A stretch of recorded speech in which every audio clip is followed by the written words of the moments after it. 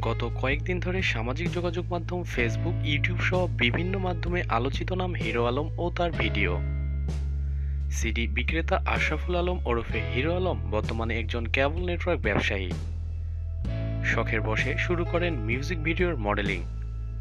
নিজের কেবল চ্যানেলে প্রচারিত সেই সব ভিডিও একসময় ছড়িয়ে পড়ে সোশ্যাল মিডিয়ায়।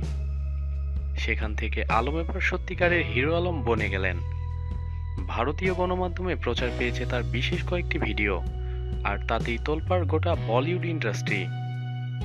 বাংলাদেশের পাশাপাশি বর্ডারের ওপারেও বিনোদনের কেন্দ্রবিন্দুতে পরিণত হলেন হিরো আলম।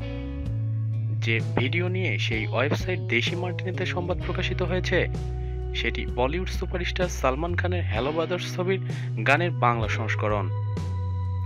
তাদের গণমাধ্যম বিষয়টিকে নিতান্তই হাস্যকর উপাদানে বিনোদন হিসেবেই নিয়েছে।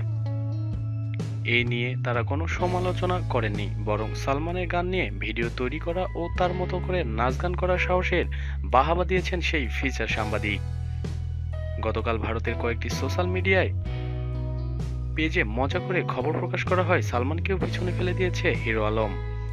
বলা হয় 2016 সালের গুগলে সালমান খানকে যতবার খোঁজা হয়েছে তার থেকে বেশিবার খোঁজা হয়েছে হিরো আলমকে।